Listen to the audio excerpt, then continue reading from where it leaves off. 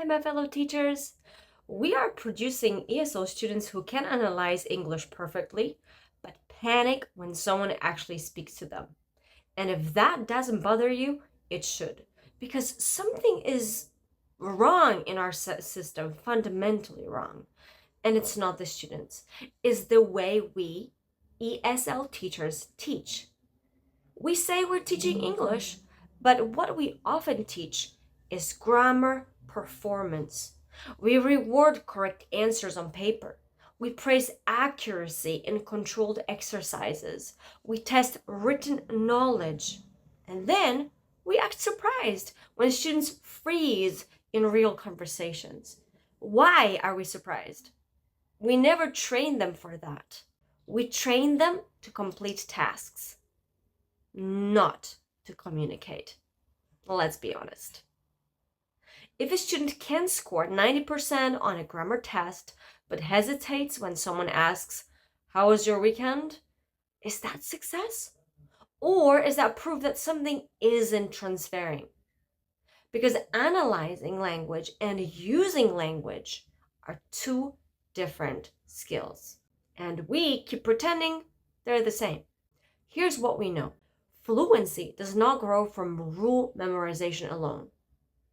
You can know every tense, of course you can. You can explain every structure and still panic when you need to speak. Because knowing a rule is conscious. Using a language automatically is not. Automatic language grows from exposure, from hearing full sentences again and again, from noticing patterns, from using the language in real situations. The brain builds fluency the way it builds any skill, through repetition and use, not explanation alone. And yet, look at how many classrooms work. Students fill in gaps, they match sentences, they underline verbs, they transform sentences, but most of the lesson happens on paper. And there is minimal real conversation, minimal risk, minimal unpredictability for the teacher.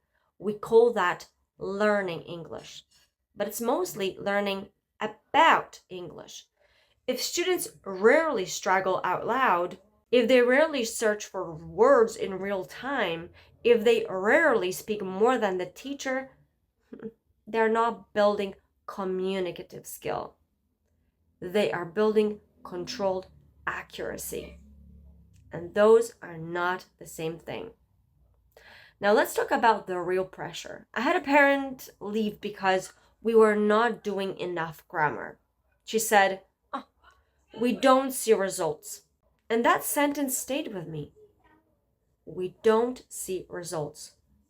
But what counts as a result? A completed workbook? A higher test score?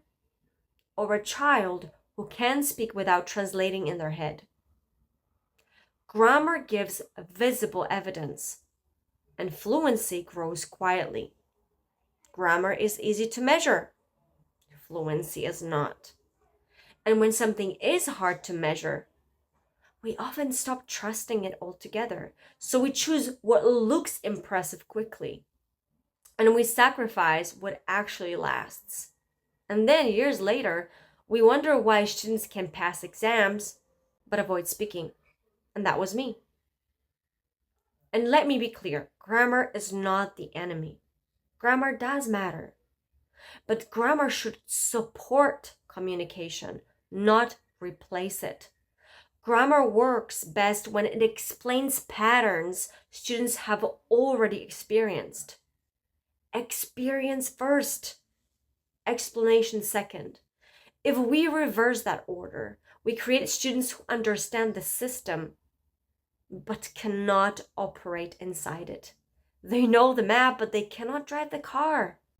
Communicative teaching is, of course, harder. It requires more preparation, more energy, more tolerance for mistakes. And worksheets are safe. But speaking is unpredictable. And unpredictability makes many classrooms uncomfortable. But language, let's just be honest, is unpredictable. That's the whole point. If we protect students from that discomfort, we also protect them from fluency. So here's the question we avoid. Are we building test-ready students or live-ready speakers? Because those are not the same outcome.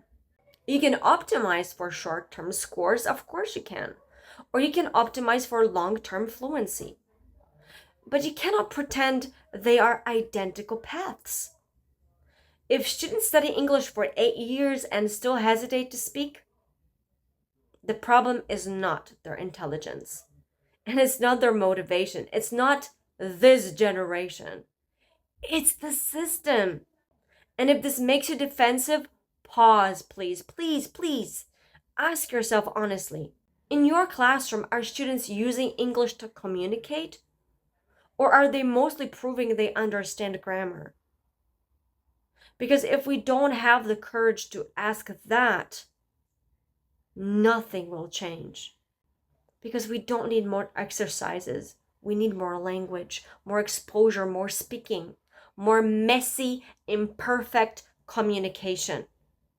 That's where fluency is built. Not in perfectly completed worksheets, guys. No. So tell me, are we producing grammar experts or confident communicators? Because if the answer makes you uncomfortable, good. That's where change begins.